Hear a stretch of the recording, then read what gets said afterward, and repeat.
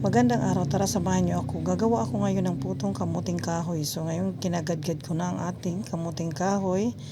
Then pipigaan ko siya. Kailangan kasi pigaan kasi hindi maluluto ang ating puto pag hindi tama ang kanyang pagkapiga. So ayan, kailangan hindi tuyo at hindi rin basa. So gumawa na rin ako ng ating hulmahan. Iyan is yung cup ng doon sa cup noodles. Kasi yan talaga para sa mainit. So nilagyan ko rin siya sa ilalim ng konting dahon ng saging para hindi siya ganong dumikit. So na-steam na natin ang ating puto at malapit na siyang maluto.